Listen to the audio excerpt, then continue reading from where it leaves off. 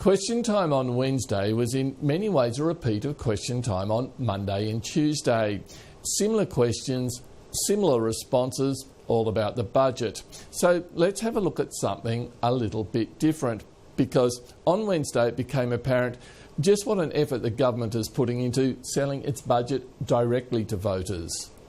I refer to this fact sheet circulated by the member for Perth to her constituents. We don't use props. Well, I'm just referring it to it.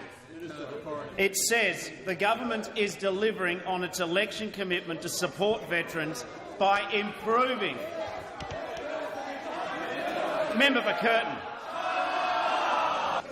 I refer to the fact sheet sent out by our friend the Minister for Foreign Affairs, saying that the government is delivering on its election commitment to support veterans by improving the way that their pensions are indexed. Given that the Prime Minister is actually cutting the indexation of veterans' pensions, why are members of his government using taxpayers' money to peddle his lies? The newsletter put out by the Minister for Foreign Affairs is entirely accurate. It's entirely accurate because we are improving indexation for the DFRDB and the DFRB There'll be pensions silence on my as left. we promised. That's right. As we promised. We are precisely delivering on our promise. But, Madam Speaker, when it comes to dodgy newsletters, what about the Leader of the Opposition? We're not having a competition in props. There will be none. His newsletter, I say he looked a bit younger in the photograph in that newsletter. The pressure's getting to him. Madam Speaker. His newsletter from 2012 promised in big print on the front page a budget surplus for a strong economy. When? Come on. Throughout this mendacious document, when it comes to newsletters, there's the Leader of the Opposition, who is an absolutely serial deceiver of his electorate, a serial deceiver of the Australian people.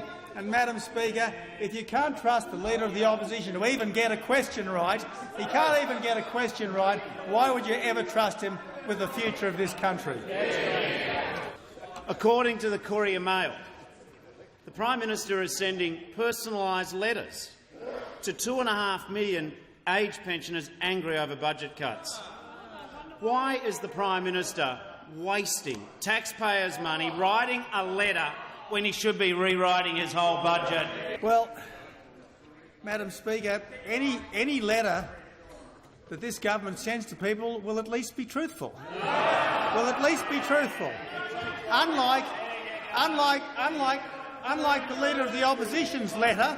The member for Rankin. Unlike the Leader of the Opposition's letter, claiming in 2012 that a budget surplus had been delivered.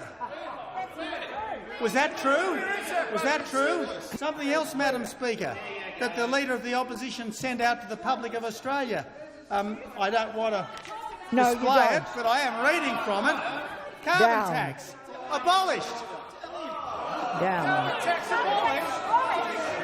Madam Speaker, I stand amazed at the question from the Leader of the Opposition. I stand amazed at the question from the Leader of the Opposition, given that he sent material out to the people of Australia claiming and so the member for Parramatta abolished. Really and truly, the barefaced gall for this Leader of the Opposition, for this serial deceiver of the Australian people, to complain about a letter that might be sent out by this government to tell the Australian people that pensions will go up every March and every September, every single year. We're coming up to the 4th anniversary of his trustworthiness to Prime Minister Rudd, and we're coming up to the 1st anniversary of his trustworthiness to Prime Minister Gillard. If Prime Minister Rudd and Prime Minister Gillard couldn't trust this Leader of the Opposition, the Australian people never can. Prime Minister, on Sunday the member for Hume emailed his constituents telling them, and I quote, "The GP co-payments will not apply to those who cannot afford to pay. Well, clearly this is wrong. Prime Minister, why are you, your MPs, ministers, continuing to tell falsehoods about the budget? I'm not sure what letter might have been sent out by the member for Hume, but I tell you what, it wouldn't have been any better than the member for Fraser's letter. But there's a better way of operating a health system, and the change should hardly hurt at all. The ideal model involves a small co-payment. I'm trying to compare the letter of the member for Hume with the letter of the member for Fraser.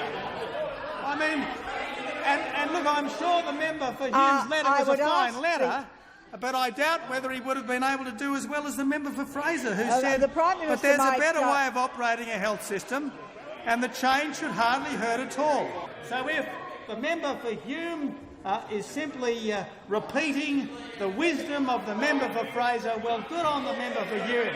You know, Madam Speaker, members opposite... The member for Wakefield. Members opposite made a big mistake with the member for Fraser. When they heard he was at the ANU, they thought it was the ANWU. That's what it was. But it was a university, not a union. It was a university, not a union. It was a place where they're committed to the truth, not where they're committed to slush funds and corruption. So, Madam Speaker,